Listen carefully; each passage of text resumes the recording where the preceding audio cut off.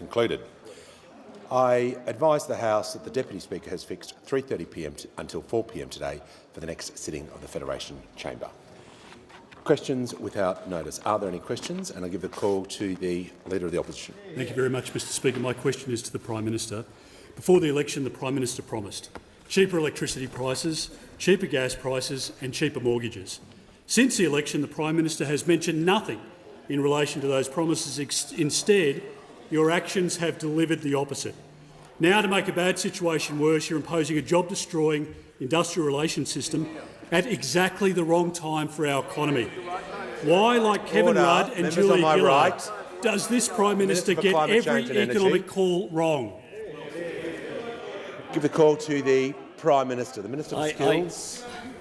I thank the Leader of the Opposition for his first question in 3 days and congratulate him on getting that decision through his Tactics Committee. I did think that I know Matthew Guy wants him to have a vow of silence, and he's not welcome in Victoria. But I welcome the Leader of the Opposition here to ask a question about industrial relations, because his deputy said yesterday, said it a couple of times, we think the entire bill is terrible. That is their position on industrial relations. The entire bill is terrible. Well, let's have a look at what they say is terrible in the legislation. Putting gender equity and job security at the heart of the Fair Work Commission's decision-making. Putting it in the objectives of the Act, they say that's terrible. Banning pay secrecy clauses, a tool which has been used to hold down women's pay in particular. That's terrible as well. Giving the Commission the expertise and the powers to end the historic inequality between the pay and conditions in female-dominated care and community sectors and the pay and conditions enjoyed by the rest of the workforce. They say that's terrible as well. Expanding access to flexible work arrangements, Leader of the Opposition, particularly for women. They say that's terrible as well, especially prohibiting sexual harassment in the Fair Work Act. They say that's terrible as well. Placing new limits on rolling fixed-term contracts so workers can't be effectively put on an endless probation period where they have no security whatsoever. That's terrible as well. Bolstering the ability of workers to recover unpaid entitlements. They say that's terrible as well. Banning job ads that advertise for below the relevant minimum pay rate. Do they support that? No, they say that's terrible. Strengthening anti-sham contracting laws. Do they support that? No. They say, guess what? That's terrible as well. Reforming the Better Off Overall test so that it's simple, flexible and fairer for both workers and for business.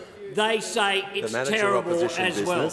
The same mob that said a $1 an hour pay increase for people on the minimum wage was reckless and dangerous are lecturing us about industrial relations.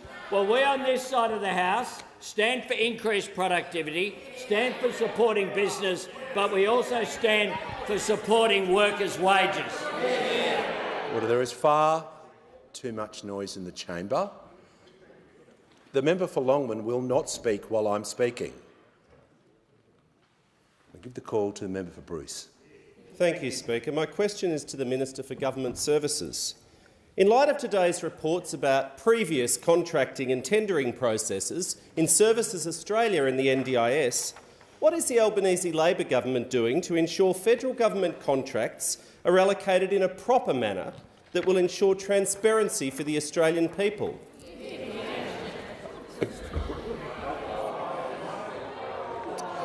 Order. Members on my right. The Minister for the National Disability Insurance Scheme will take a seat for a moment. I will hear from the Manager of Opposition Business. Well, on the point of order goes to the proper content of a question.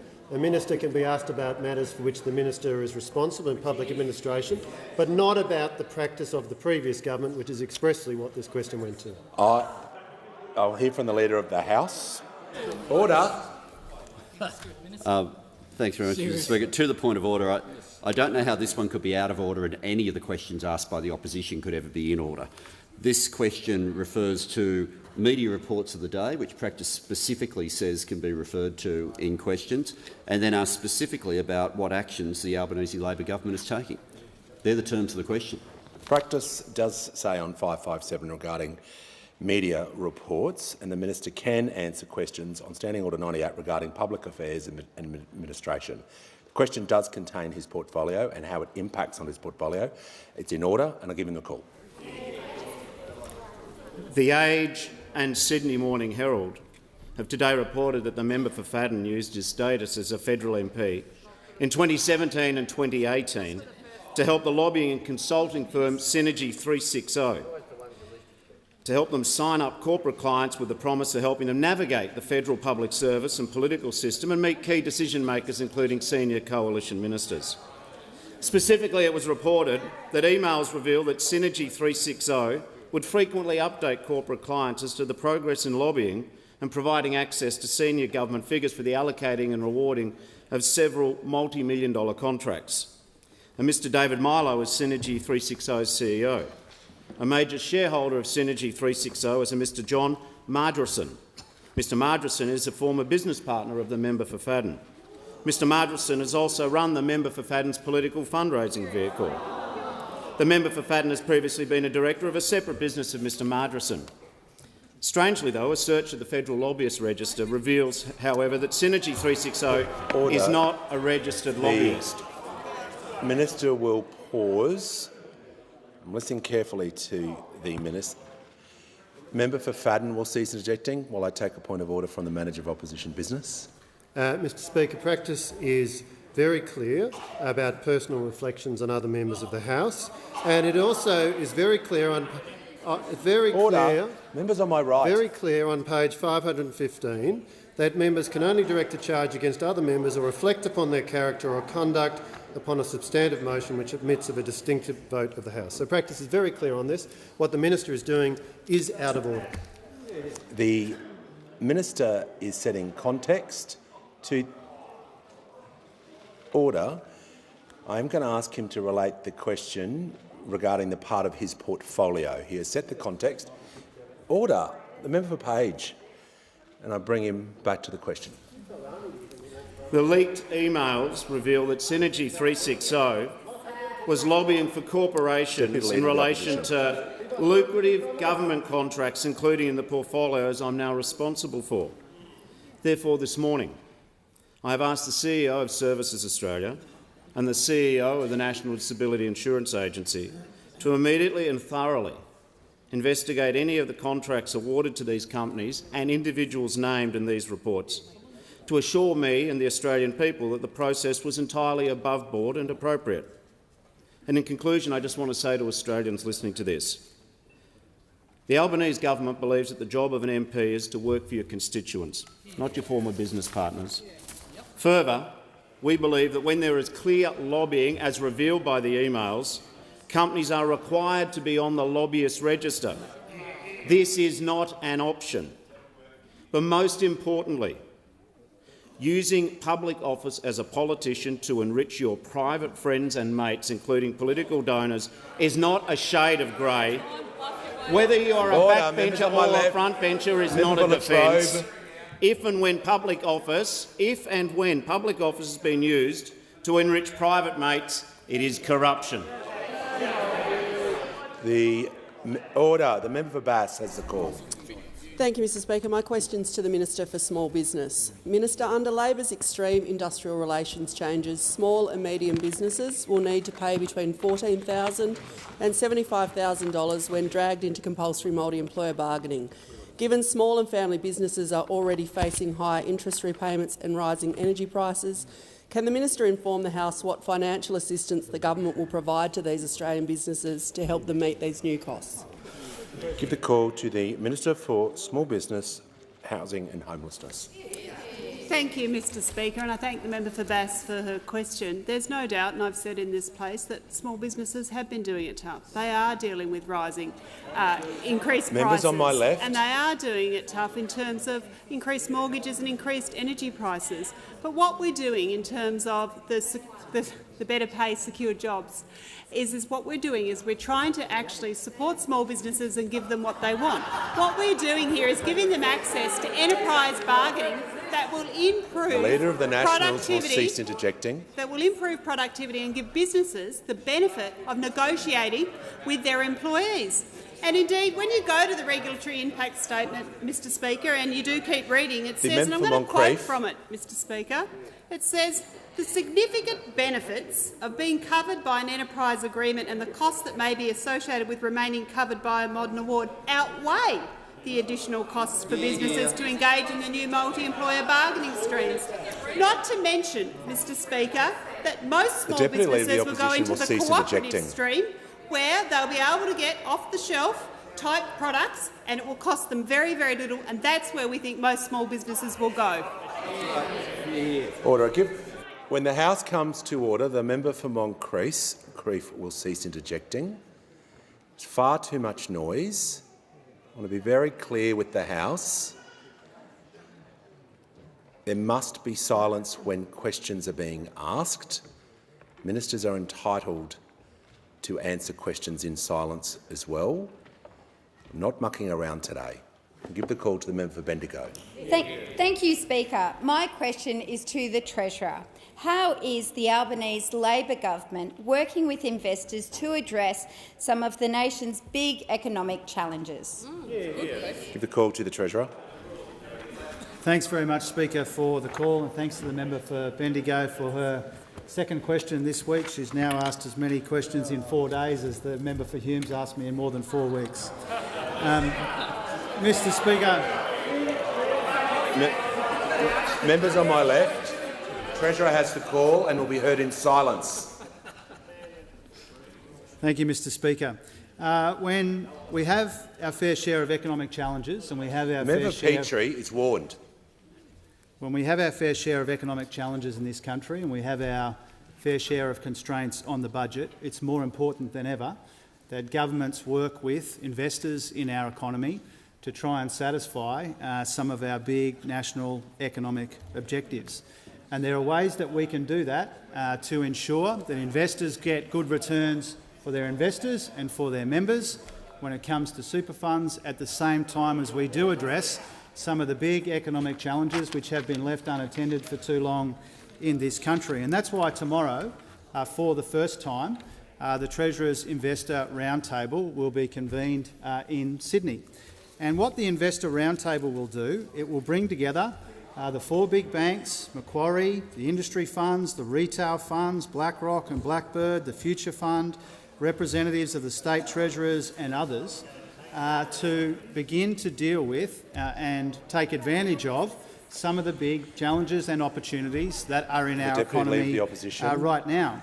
And around the table in Sydney tomorrow, there will be trillions of dollars of funds under management ready to find ways to get good returns at the same time as we address some of these challenges.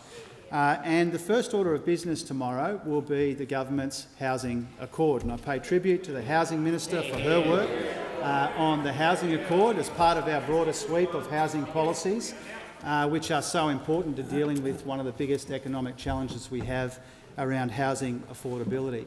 And the challenge is, when it comes to this particular part of the housing market that the housing accord will address, is when we've got low unemployment in this country, we need to make it easier for people to live near where the jobs and opportunities are being created. At a time of low vacancy rates and high rents, we need to make it easier. And so I welcome the interests of the big investors in this country, super funds, institutional investors, the banks and others, as we try and work together and come together to deal with this big economic challenge. And if we make progress here, and I'm confident that we will, there's nothing preventing us from turning to some of the other challenges in our economy, whether it's the energy challenges in energy markets which have been left to us, whether it's challenges in data or digital, whether it's recognising the opportunities in critical minerals and advanced manufacturing. There's a big opportunity here, Big investors in this country want to work with the government wants to work with them, and we'll be getting on with it. Before I call the member for Griffith, I'd like to inform the House that present in the gallery today are representatives from the Queensland Parliament. On behalf of the House, I welcome the Honourable Curtis Pitt, the Speaker of the Legislative Assembly, the Honourable John Paul Lambrook, Shadow Minister for Seniors, Communities and Disability Services, and Dr Christian Rowan, the Shadow Minister for Education, Shadow Minister and the Arts. A very warm welcome. Give the call to the member for Griffith. Thanks, Mr Speaker. My question is to the Minister for Resources. Minister, you have previously said you supported Australia exporting coal beyond 2050, and this week the boss of the Oil and Gas Corporation fracking the giant climate bomb in the Northern Territory's Beetaloo Basin said they would be able to pump gas for, quote, hundreds of years. Minister, does the government still support exporting coal beyond the middle of this century, and do you support the pumping of gas for hundreds of years? I give the call to the Minister for Resources. Thanks, Mr Speaker, and I thank the member for Griffith for his question. The truth is, and the Prime Minister said this and this government has always said this, the decision about whether coal will be bought or exported from this country and bought by others, we made in boardrooms right around the world, but particularly in North Asia. It won't necessarily be made by us. This is an export industry that indeed has been operating in this country since, I believe, 1801. Yeah. This is a long-term industry that supports tens of thousands of people and communities right up and down the East Coast, and to disregard them, as you tend to do, Member for Griffith and your comrades, is disingenuous to those communities. And I think Order. The Minister of Resources will just pause on the. I'll hear from the member for Griffith on a point of order. Just on relevance, Mr Speaker, just trying to find out if the government supports exporting coal, not baseless accusations about the Greens' policy on coal and gas. That is not a point of order or how a point of order should be taken. Because the member is new, I will let that one slide. The minister is being relevant. It is not an opportunity to restate a question or to make another statement. Give the call back to the minister. Thank you, Mr Speaker. I was just pointing out to the member for Griffith the history of this country and the very important export industry of this country, and it will remain a future export industry of this country. The member would do well, along again with his friends and colleagues, to maybe visit some of the communities up and down the East Coast so they could see exactly the hard work that goes into the coal export industry. We have members here, the member for Hunter, indeed, that was a former coal miner and worked in the coal industry. I've been down a Longwall coal mine with him, and I can see the very hard work and the communities this supports. As for gas exports in this country are very important to this country, not only to towns like Karratha and Onslow and Broome and Dean Darwin, they're also very important to our regional neighbours. We know that countries across North Asia depend upon Australia for their energy security. This country will remain a reliable and trustworthy supplier of energy to our Asian neighbours and to our region for as long as we need to be. Give a call to the member for Lyons. Thank you, Speaker. My question to the Prime Minister. This week marks the 6-month anniversary of the Albanese Labor government. What has the government achieved in that time? Give a call. Order.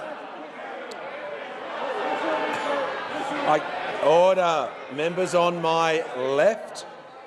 Give the call to the Prime Minister. I thank the member for Lyons. Order. The Prime Minister will pause. There is far too much noise. There is far too much noise. The question was heard in silence. The Prime Minister will be heard in silence. When the House comes to order, the member for Deakin is warned. Give the call to the Prime Minister. I thank the member for Lyons for that insightful question, and I do say that 6 months ago this week I stood at the Canterbury Helston Park RSL and I promised that after a wasted decade this government wouldn't waste a day, and we haven't. From day one we've got on with the job of building a better future for Australians, the better future that Australians voted for.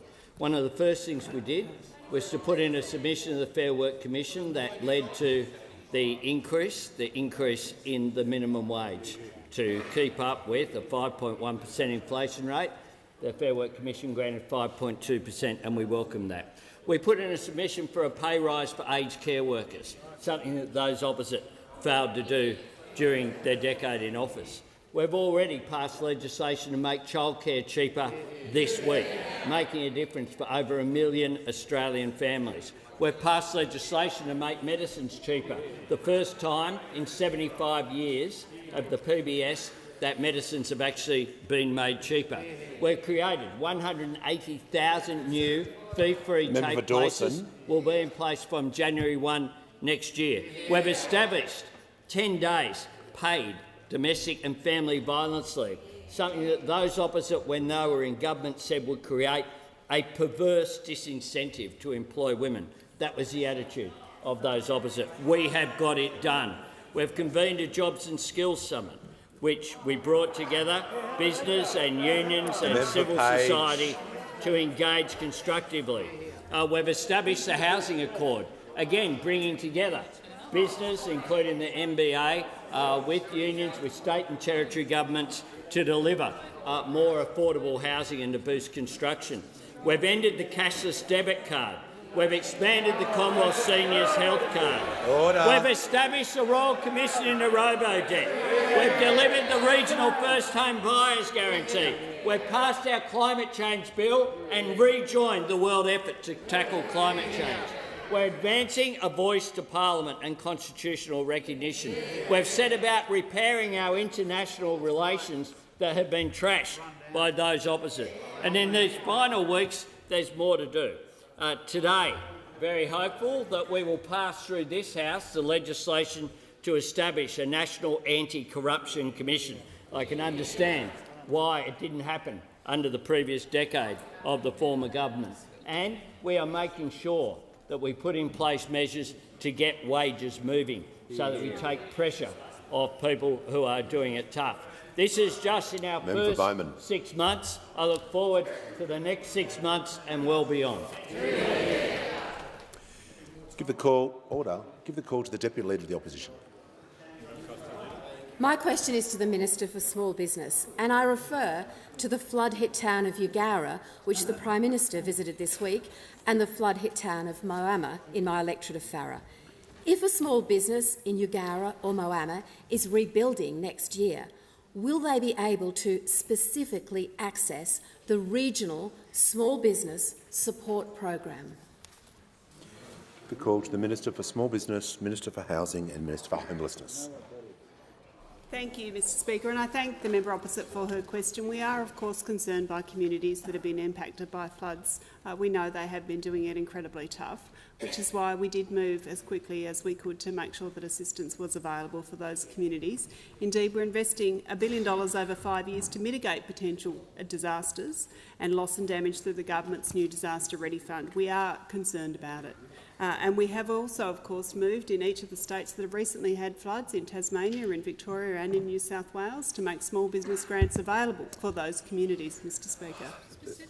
The Minister is 30 seconds into her question, answering the question.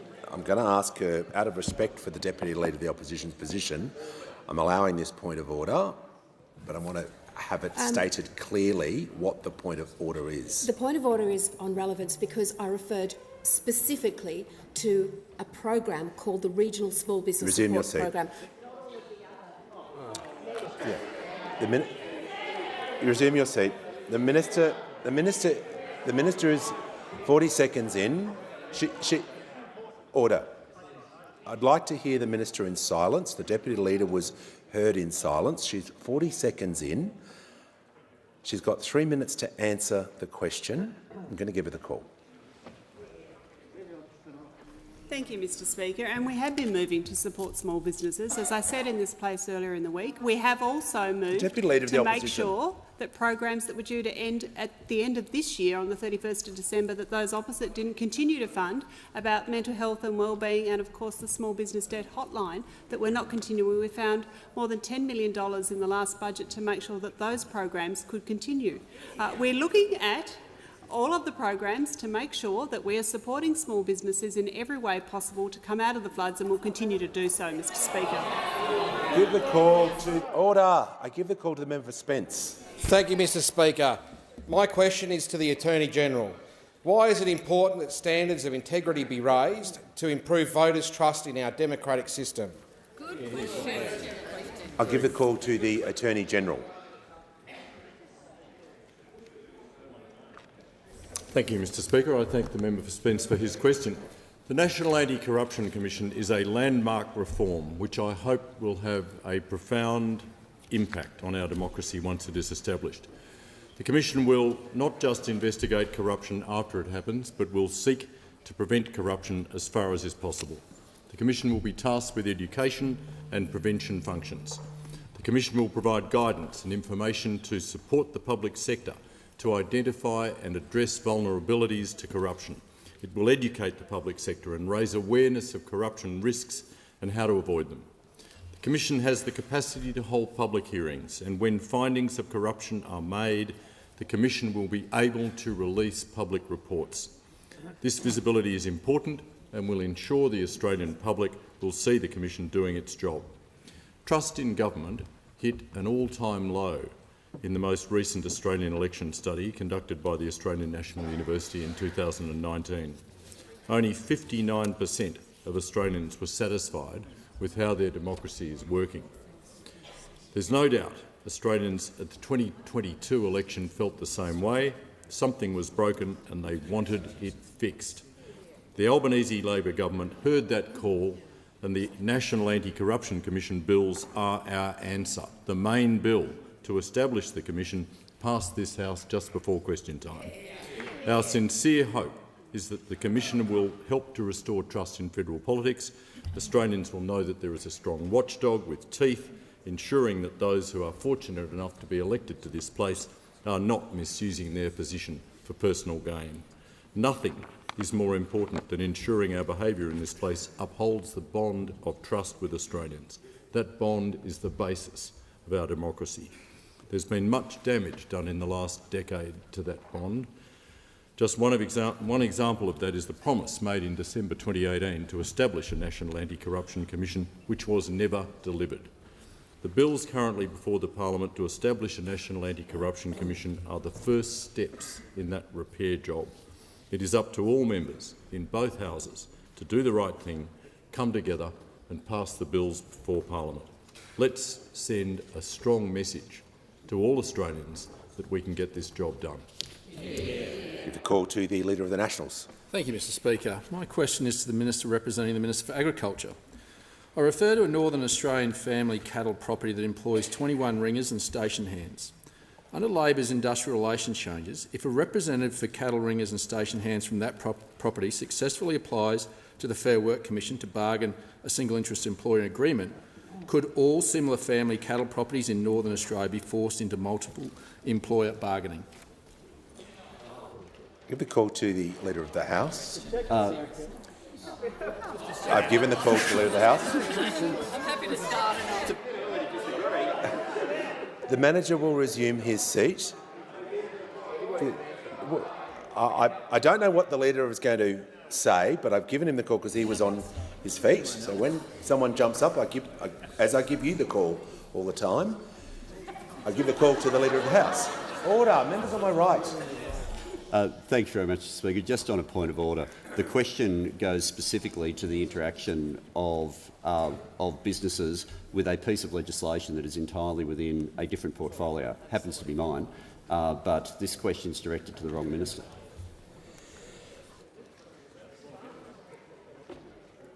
I'll hear from the manager.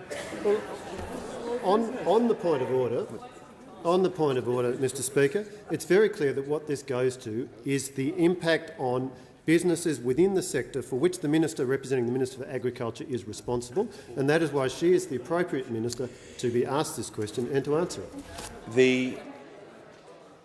This issue has come up a couple of times this week. Practice makes it clear where a question may involve, on page 549, may involve the responsibility of more than one minister, should be directed to the minister most responsible. However, a minister may direct the question without question, may direct her answer or his answer without question. So I'll allow the minister to give. I will allow the minister under the standing orders to answer the question, and then another minister may respond as well. Thanks very much. I'm very proud that in Albanese's government's first budget, $1 billion has been put into the agriculture sector to make sure that we're actually growing that sector and making sure that we're protecting it from the biosecurity threats that we've seen with foot and mouth disease and lumpy skin disease. Of course, the specific question that the minister asks, as he knows full well, is an industrial relations question, so I will refer that question to the Industrial Relations Minister to answer. The Minister for Employment and Workplace Relations and the Minister for the Arts has the call. Thanks, Speaker. Trying to get questions. First of all, the example that they've asked, that they've given, the example that they've given, as I heard it, refers to a single employer making an application with respect to the single interest stream. A single employer can't make an application to the single interest stream. It starts with multiple employers. That's the way it works. But I have to say, if the question is wanting to go to the broader point of are these rules meant to be able to reach agriculture? Yeah, absolutely. Because those opposite presided over a time when horticulture workers were being paid $4 an hour. Those members on my left presided over a time when some of the worst examples of wage theft were coming from that exact sector, not because of the farmers themselves, but because of the labour hire. The Leader of the Nationals will cease interjecting. Rorting the systems where the farmers thought they were paying for decent wages, they were being charged for them, but there was a rort happening that was never meeting the worker. Now, I met with workers. I remember meeting Kate on a visa here from Taiwan, who was fishing out of the bins beside the supermarkets to get food, and she had a full-time job because that's what was happening under the laws of those opposite. So when the Prime Minister before gave the example that this Act that's being proposed by the government, the amendments to the Fair Work Act, will make it that you can no longer advertise work for less than the legal minimum rate of pay, you bet we're in favour of that. And you bet that'll get in the way of some of the rorts that have been happening. You should be representing all the people in your electorate, including the workers who've been underpaid. Has the Minister concluded his answer? Has the Minister concluded his answer? Order. The Leader of the Nationals will resume his seat and remain silent for the rest of question time. We will not be here for question time. Order. Members on my right, the Treasurer is not helping. The Treasurer will cease interjecting. As I'd like to hear from the member for Hume, so I can hear the member for Newcastle and her question. Thank you, Mr Speaker. My question is to the Minister for Environment and Water. What is the government's response to the— Order. The member for Newcastle will resume her seat. I have made it Member for Hume, you're warned. I've made it crystal clear I want to hear questions in silence. You're refusing to follow my direction and you keep constantly interjecting. Has everyone got the message? Give the call to the member for Newcastle. Thank you, Mr Speaker. My question is to the Minister for Environment and Water. And what's the government's response to the terrible destruction of the Juukan Gorge, and how will the government make sure that this never happens again? Give a call to the Minister for the Environment and Water. Thank you, Mr Speaker, and I want to thank the member for Newcastle, who I know has spent a lot of time over the years in remote communities, for her question. Today, the government formally tabled our response to the interim and final reports by the Joint Select Committee on Northern Australia into the destruction of Juukan Gorge. We are so fortunate to share this continent with the world's oldest continuous culture and most successful environmental custodians, and Juukan Gorge is one of the oldest sites of human occupation in Australia, with 46,000 years of continuous culture, tradition, practices and stories. As I said this morning, it is unthinkable that any culture would knowingly destroy Stonehenge or the Egyptian pyramids or the Lascaux caves in France. And when the Bamiyan Buddhas were destroyed in Afghanistan, the world was rightly outraged. But that's precisely what occurred in Juukan Gorge. I want to thank all members of parliament who participated in the 2 inquiries across the political spectrum and produced 2 very thoughtful reports. A particular debt of gratitude is owed to the Butu, Gunti, Guruma and Binigura people, who are the traditional owners of Juukan Gorge, and I am truly sorry about the loss you have experienced and the way the parliamentary inquiries and government response have added to your distress. What's clear from these reports is that our system is not working, which is why at the election the Labor Party promised to reform the system with a standalone piece of Indigenous cultural heritage legislation co-designed with First Nations people. That was our commitment, and today, in signing an agreement with First Nations Heritage Protection Alliance, we took the first step in that journey. Mr Speaker, the final committee report identified 8 recommendations for reforming Australia's cultural heritage protections, and we have accepted 7 of them, and we are continuing to work through one recommendation, which is whether the ultimate responsibility for cultural heritage should sit with the Indigenous Affairs Minister or the Environment Minister. Mr Speaker, these are serious reports, and the recommendations speak to the principles and priorities that will shape our response. Free, prior and informed consent, truth-telling and open dialogue, genuine partnership, the kind that can only be entered into by equals. This morning, our government signed an agreement with the First Nations Heritage Protection Alliance. The alliance will work closely with Minister Burney and Senator Dodson and the rest of us to make sure that we get these laws right.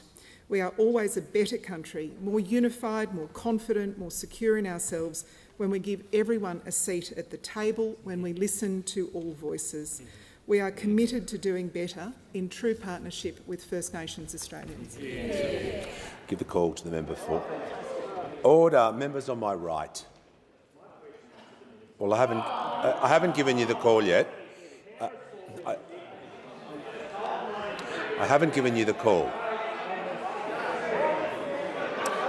Order. The House will come. You don't have the call. So just when the House comes to order, you'll get the call, and I give the member order. Member for Bruce is warned. Give the call. I give the call to the member for Hume. My question is to the Minister for Small Business.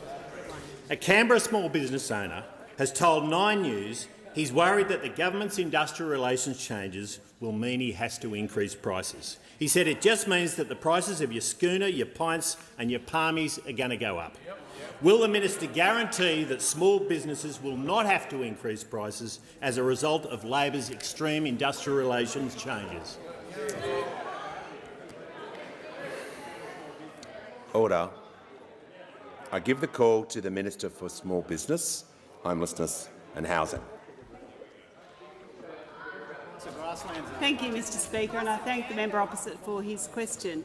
Small businesses, as I said, have been doing it tough, and we do know that they are facing rising increases in their costs.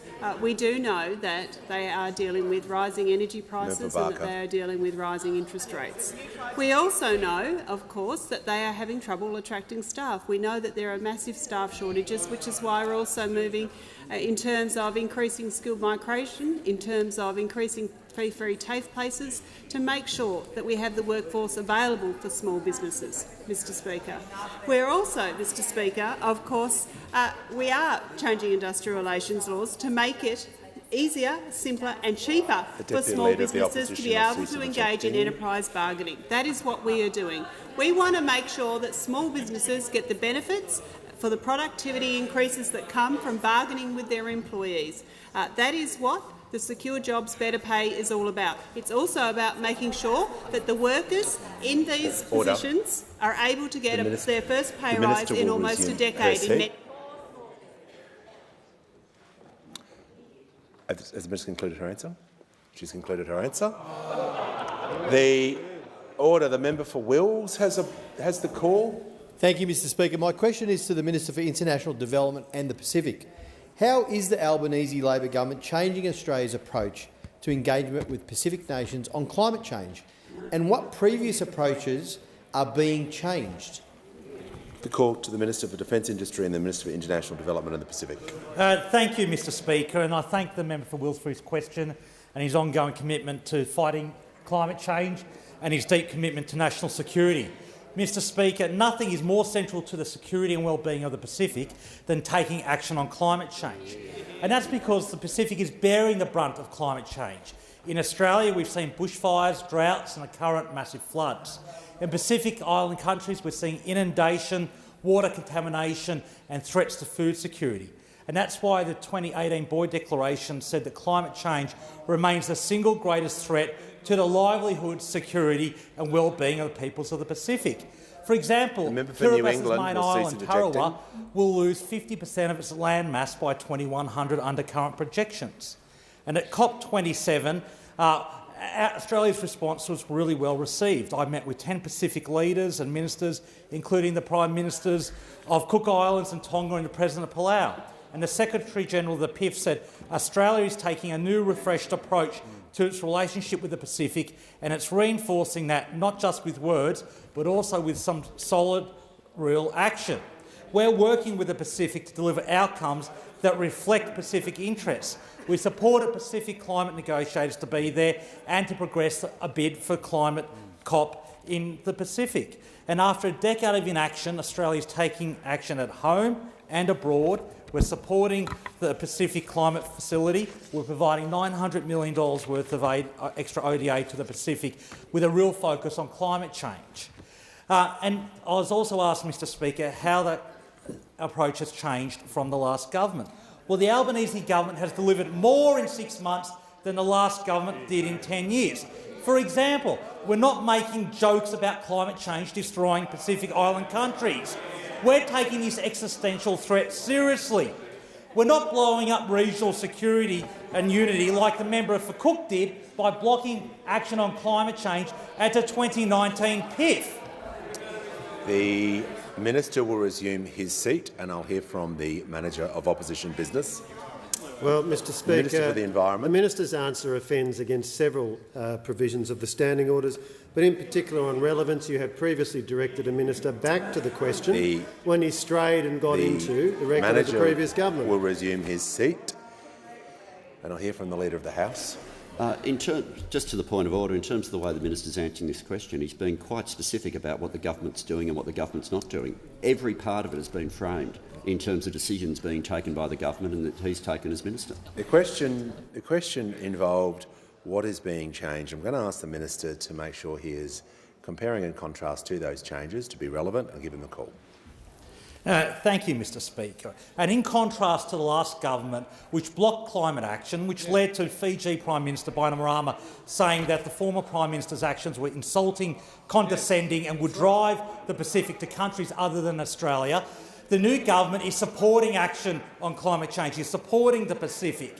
Because, Mr Speaker, the opposition likes to claim they're strong on national security, but being weak on climate, being weak on the Pacific means they're weak on national security. And unfortunately, the opposition leader's attacks on climate action, his dog whistling on COP, in particular on damage and loss, demonstrates that the opposition leader doesn't understand national security, isn't fit to lead this party and is definitely not fit to lead this nation. I give the call to the member for North Sydney. Thank you, Mr Speaker. My question is to the Minister for Climate Change and Energy. It is currently estimated there are over 20 million motor vehicles in Australia that are powered by internal combustion engines. These engines are running on some of the dirtiest petrol in the world. Given these petrol cars will still be on our roads for an average of 10 more years, please tell us when the Australian government will take action to ensure the quality of our petrol will meet international best standards. Give the call to the Minister for Climate Change and Energy. Well, thank you very much, Mr Speaker. I'm very pleased to confirm to the honourable member that the government is currently, as we speak, consulting on fuel quality standards, particularly in relation to Euro 6. That process has begun.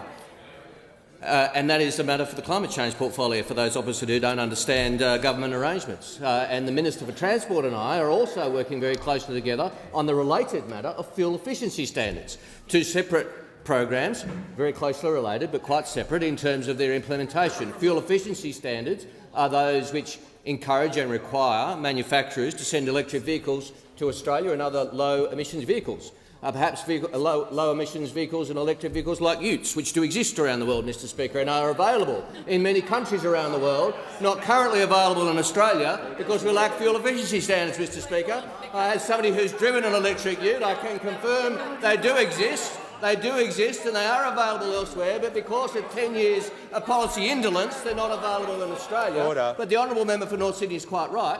As well, while that transition is occurring, there will be many internal combustion engines in Australia. It is important that our fuel efficiency standards are best practice and our fuel quality standards are best practice. This government is, in its first 6 months, has started the process of reviewing both. It is important that we consult with manufacturers, with motoring groups. I met with motoring groups, as did the Minister for Transport just yesterday, and talked about exactly these two matters in the normal consultative and methodological Minister will method of the resume government. his seat.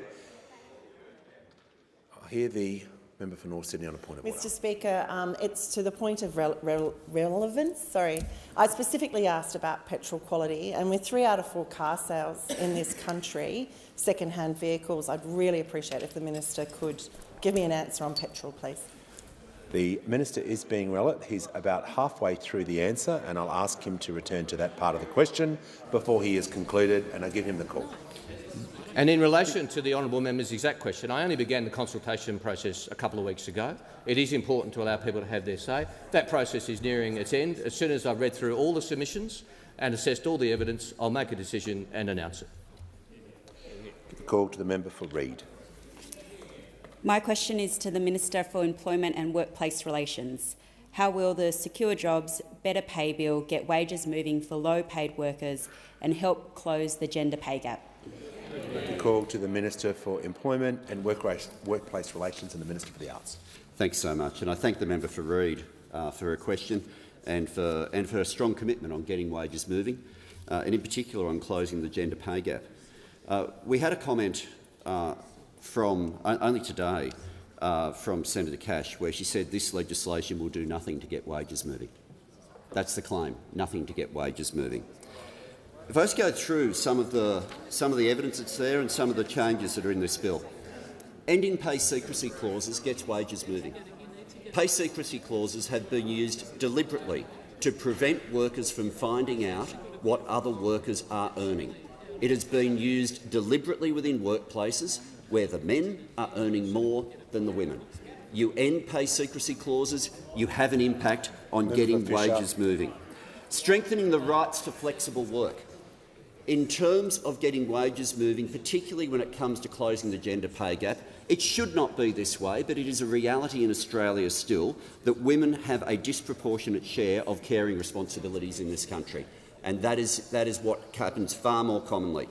When you have a situation that you have at the moment, where when someone asks for flexible work, for example, that they can't do a roster change, which if they went ahead with would mean there was no one to pick up a 3-year-old from childcare or early childhood education at a particular time, and they say, I can't deal with it. At the moment, if the employer says no, they have no further right of recourse. And this leads women in that situation to insecure work and lower paid work. That's what happens. You make sure that people have stronger rights to flexible work, you help get wages moving. But multi-employer bargaining also helps get wages moving.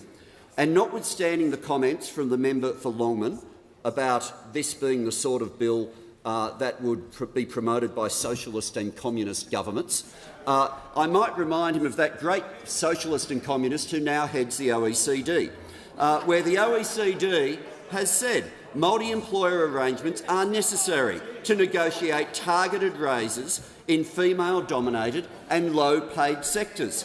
The OECD has also said collective bargaining can be mobilised to negotiate wage increases and better working conditions and can represent a powerful tool in addressing the gender wage gap. Now, I don't know if he's now going to go home and check for a Matthias under the bed or something like that, the great communist who used to be the finance minister for this country. But the reality is what those opposite are opposing is they are opposing measures that close the gender pay gap. The Deputy Leader of the Opposition They are opposing measures that get wages moving. and the businesses that those opposite keep wanting to deny, like early childhood education centres, small businesses. There's more than one. There's more than keep saying, oh, can you name an early childhood centre? The way they behaved on the Cheaper Childcare Bill. Order. When the House comes to order, I'll hear from the Manager of Opposition Business. My question is to the Minister for Small Business. Can the Minister confirm that a small business specialising in importing and exporting, whose workforce includes 12 Australian-based employees and 8 workers overseas in an associated entity of that business, could be compelled into multi-employer bargaining under Labor's extreme industrial relations changes? Order. Before I call the Minister, that question was clearly directed to the Minister but contains the responsibilities of another minister. But I'll give her the call, and if she wishes to transfer the question under practice, she is able to do so. Just want to remind members that it's very clear for ministers, whoever they are, to transfer answers to another minister. And I'll give her the call. The Deputy Leader of the Opposition is constantly interjecting. Order. Members on my right. By her position, which I respect, she is entitled to certain latitude, but that latitude is really pushing against the wall at the moment. And I give the Minister the call. Thank you, Mr Speaker, and I thank the member opposite for that question. Of course, as he well knows, it is the responsibility of the Workplace Relations Minister, but I would say, Mr Speaker, he well knows that more than 2 million businesses will be exempt from the provisions that they're so concerned about there in terms of the single interest stream bargaining provisions. More than 2 million businesses in Australia will be exempt from this provision, and I'm happy to hand over to the Minister for Workplace Relations in terms of this particular question. Does the Minister for Employment, Workplace Relations and Minister for Arts give him the call? I wish they'd direct them to me. Australian workplace laws covers Australian businesses and the people who are employed in Australia. Order. The Manager of Opposition Business, and give the call to the member for Lingiari. Thank you, Speaker. My question is to the Minister for Regional Development, Local Government and Territories. Minister, how does the Albanese Labor government budget deliver for regional Australia? I give the call to the Minister for Regional Development. Thank you very much, and I thank the member for Lingiari for the question. One of the largest electorates in the country, and her strong advocacy for Territorians is well noted across this parliament. Like 30% of all of this country, I live in the regions, and I love talking about the importance of the regions to our economy and to our nation. Our budget is delivering for regional Australia. In fact, there are 760 budget initiatives to boost our regional communities and industries. Unlike those opposite, we believe that our policies will increase jobs in the renewable energy sector across the regions. The regions will be able to access more secure housing, better connectivity and investment in local ideas. Those opposite thought all regional Australia needed was grant spending, but for 10 long years they shortchanged our regions. Because our regional programs need transparency, they need fairness and they need a level playing field. Because we all know that the North Sydney pool should not have received regional funding via a closed, invitation-only grant process. We know regional Australians deserve better than that, which is why we committed $1 billion towards 2 major regional programs which will be delivered in a fair and transparent way. In every country town I go to, students and families tell me that they need connectivity, which is why we are delivering $2.4 billion to the NBN, $656 million to improve mobile coverage in rural and remote areas. But we also know that regional Australia is hamstrung by housing. The chef, the childcare worker, fruit pickers all need a roof over their head before they can take up a job in our region. That's why this government has taken up the challenge. Through our $10 billion Future Housing Fund, we know will make a huge difference. Over 1,000 regional Australians have already taken advantage of the regional first home buyer guarantee.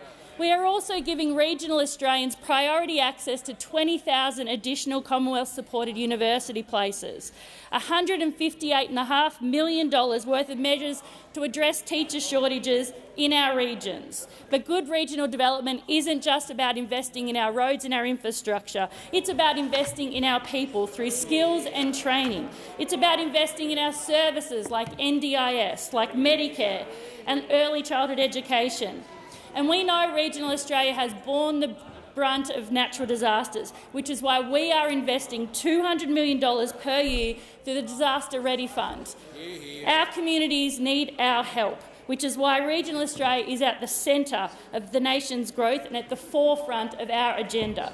We are committed to delivering a better future for all Australia, no matter where you live, no matter your postcode, leaving no one behind, and only the Albanese government will deliver that. Before I call the member for Kennedy, and he will get the call, I'd just like to acknowledge in the gallery also we have the Honourable Dave Kelly, the Minister for Water, Forestry and Youth from the West Australian Parliament, and the Honourable Consul-General of Italy for Queensland and the Northern Territory, Ms Luna Angelini Matarucci. A very well welcome to you all. And can I call the member for Kennedy? Resources in Northern Australia. Minister, would you agree that 92% of Australia, which is only 1.2 million people, is an area bleeding? 3/4 of Australia's water is in North Queensland's inland, not its coast. HIPCO's Hughenden Dam templates 13 schemes, each worth $300 million a year. Why not HIPCO Dam now, Minister? Can we call to the Minister for Resources? Thank you very much, Mr Speaker, and I thank the member for Kennedy for his question. I do note the question goes to water infrastructure, which is a shared. No, I will get to your. I know what you're getting at, Member for Kennedy. It also has intersections with the Minister for Infrastructure, equally the Minister for the Environment and Water. But also, of course, as you pointed out, this is a lot to do with northern development in Northern Australia, so I'm more than happy to answer that question as best I can. As for the statistics you mentioned in the question, I am not sure about that, but I'm really happy to take that away and look at it and get back to your office. But you have mentioned HIPCO and the Hughenden Dam, and I note your long-standing concern around water securities right across Queensland, especially in your seat of Kennedy, and it is appropriate there is water security for that region. I entirely agree with the member in that regard. You have had a long interest in the Hughenden irrigation scheme, and so have many members in this place. As you'd be aware, funding for that scheme does remain in the budget. However, there are a number of steps to be taken. A sufficient water allocation must be obtained from the Queensland Government, and I understand this is a process that Government is undertaking right now and with vigour. Also, Infrastructure Australia, which of course is the Minister for Infrastructure's responsibility, will be assessing the business case in relation to the Hughenden Dam. We are, as always, as a government, happy to engage with any member of this parliament on any of their requests for water infrastructure and other infrastructure, particularly those in the Northern Australia seats, on any project they think has value and can add to the economic and social development of the North.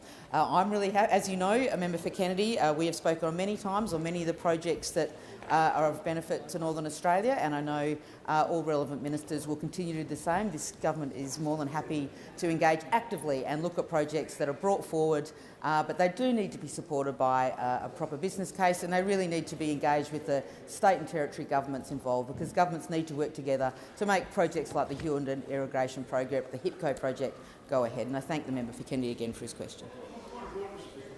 The Minister has concluded her answer.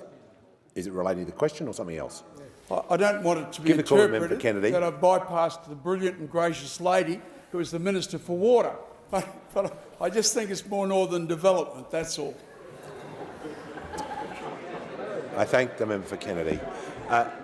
Order. I give the call to the member for Blair. Thank you, Mr Speaker. My question to the Minister for Financial Services.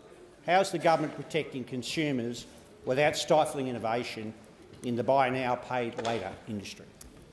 Give the call to the Assistant Treasurer and Minister for Financial Services. Thanks, Speaker. And I want to thank the member for Blair for his question. There is not a harder working or more decent member of parliament in this place. I want to acknowledge his order. Members on my left. hard-working, commitment as a lawyer and as a member of parliament to providing rights and dignity for Australian Members people. on my left will cease interjecting. He asks about buy now, pay later. Now, buy now, pay later credit products are providing enormous innovation and competition in our credit markets. Over the last 12 months, you have seen a massive increase in the number of buy now, pay later accounts. 7 million accounts in Australia as of today. About $16 billion worth of payments flowing through the buy now, pay later sector. And as most Australians, if they walk into a shop today, they can see on the counter that you can pay for a product by cash, by Visa card, by MasterCard, and you'll also see a sign saying Zip Pay or Afterpay or a number of other buy now, pay later products. And therein lies the issue. Some of those products are regulated as credit products under the National Consumer Credit Act, and some of them are not. Some of them have rights for consumers, some of them do not. Now, we take the view that if something looks like a duck, walks like a duck and sounds like a duck, then it's probably a duck. And buy now, pay later is looking pretty ducky. We want to ensure that we can continue to have innovation and competition in the credit market, but we also want to ensure that credit and credit users and consumers are well protected. We'll ensure that we have the right sort of consumer protections in place. It's why we have released this week a consultation paper inviting feedback from stakeholders to look at how we can better regulate buy now, pay later products in Australia. We're concerned about ensuring that the products are properly marketed to consumers, concerned to ensure that we aren't encouraging unaffordable lending practices, concerned to ensure that we have the appropriate levels of credit checks in place. We will receive consultation input from the market and from consumers and from stakeholders by December this year, with a view to ensuring that we can have regulation in place at some stage next year. Now, of course, Deputy Speaker, it is not just in buy now, pay later. There are many members in this place, including yourself, who have put a lot of effort into ensure that we can have appropriate regulation for payday lending. We have laws before this parliament to ensure that we can be regulating those areas of credit to ensure proper protection for consumers as well. Give the call to the member for Monash. Thank you for the call, Mr Speaker. My question is to the Minister for Small Business. Can the minister confirm to the House that under Labor's extreme industrial relations changes, small businesses such as a hardware store, a hairdresser, a cafe, a butcher could be compelled to bargain together with a large supermarket if they are located in the same shopping centre as that large supermarket? Look,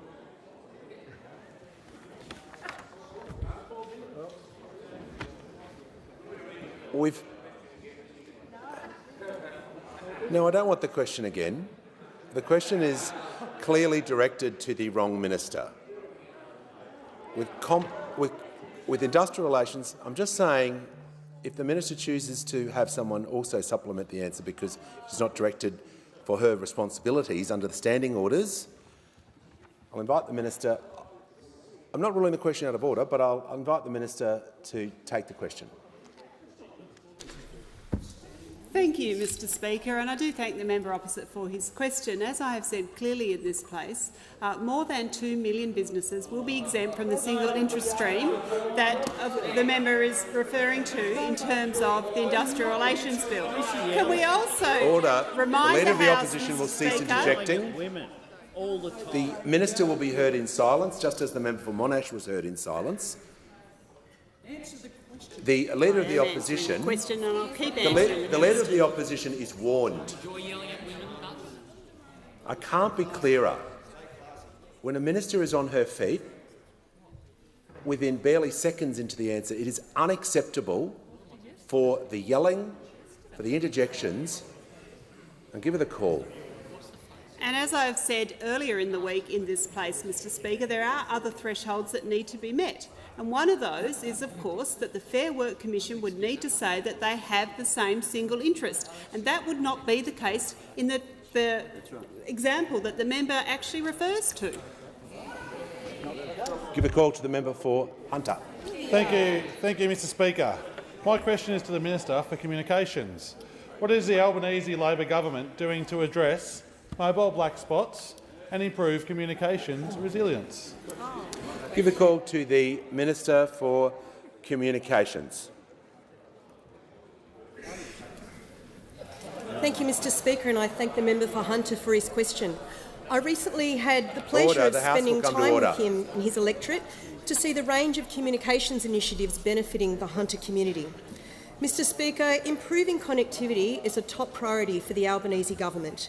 High-quality, reliable communication services play a vital role for the economic and social inclusion of communities, and especially for safety for those living and working in regional Australia as well as in our outer suburbs.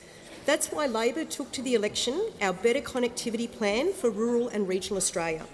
And true to our commitment, our budget boosted regional telecommunications funding by $800 million compared to the last budget of the previous government. Now, a critical element of our plan is $400 million to expand mobile coverage and improve the resilience of mobile networks and communication systems during natural disasters.